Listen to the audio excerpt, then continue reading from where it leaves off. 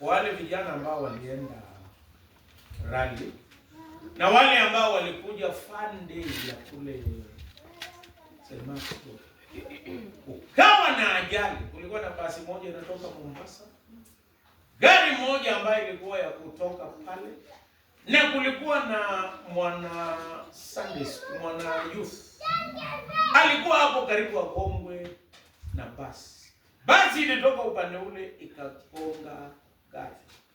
Lakini kitu ambacho nilijifunza jana ni ya kwamba Bwana Yesu ni mchungaji mwema.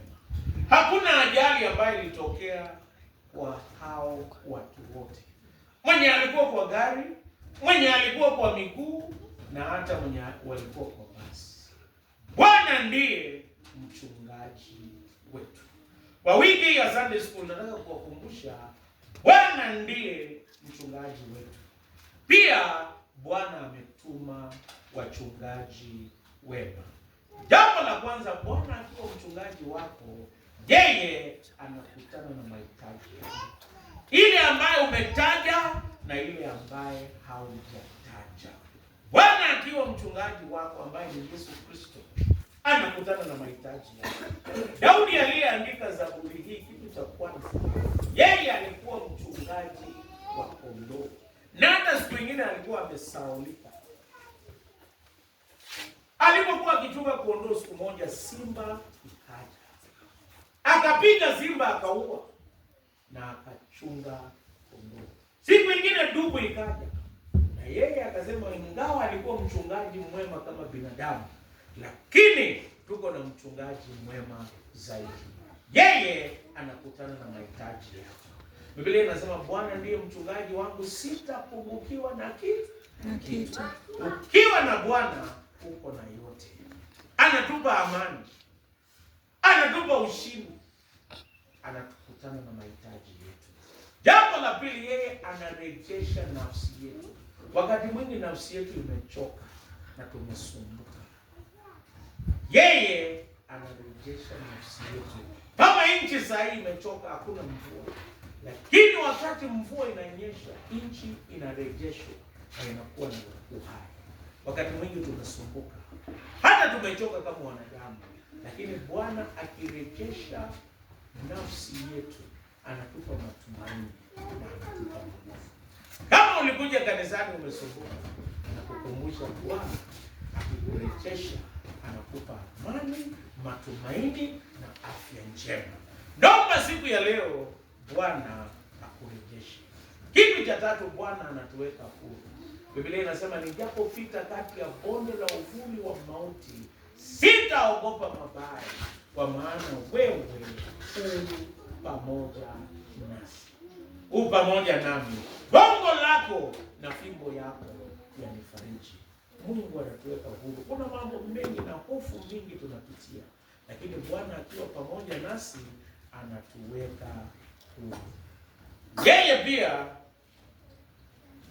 huwa pamoja nasi.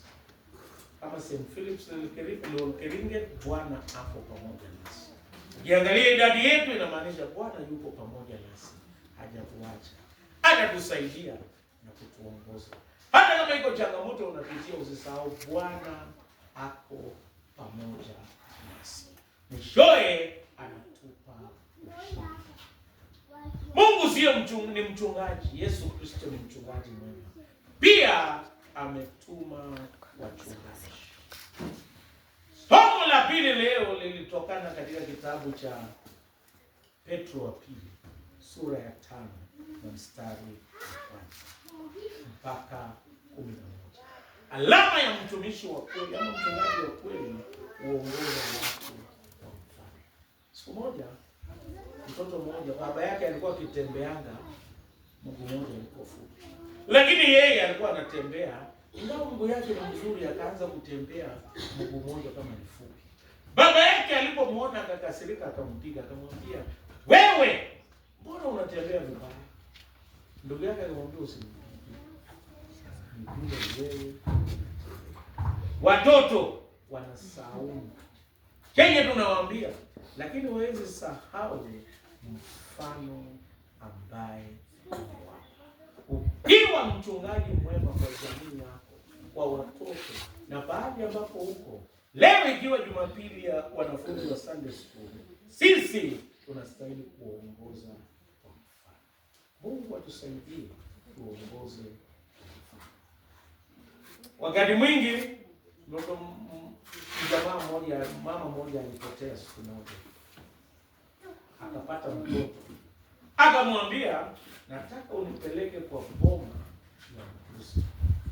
Na mama ya huyo mtoto yeye alikuwa anangojea ni jioni au ni usiku nake kuja kutoka kwa timu.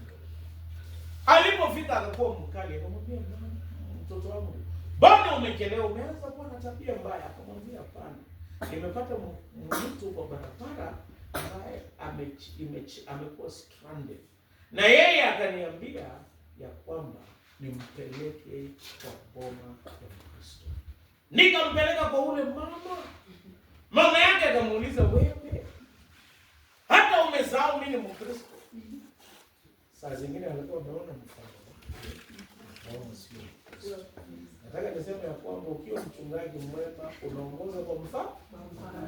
Watoto hawatasahau mfano wetu. Kitu cha pili, utumika kwa hiari.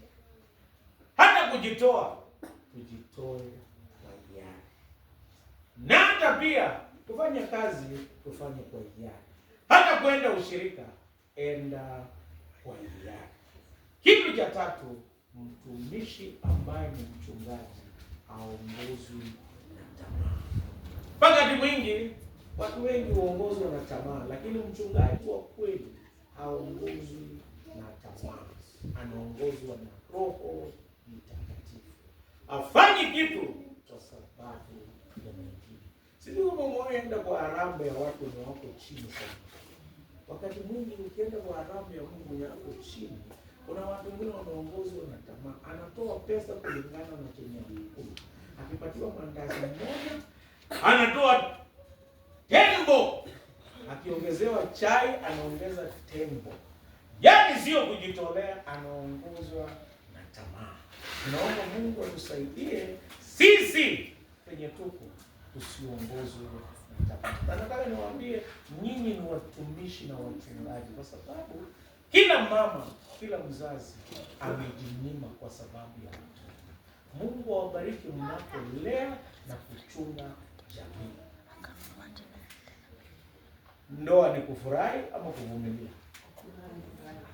Ni kufurahi. Hakuna kuvumilia. Hata ingawa ni furaha, lakini iko kuvumilia. Na nataka niwaambie sisi tuongozwe na kujinyima. Mungu atusaidie na tuelekeze usiongozwe na tamaa. Kitu cha nne, mtumishi ambaye ni mchungaji kutembea kwa unyenyekevu. Ni vyema kila wakati tutembee kwa unyenyekevu. Be humble. Siku moja nilikutana na mchungaji mmoja nikamsalimia, hata sikujua kuna nini.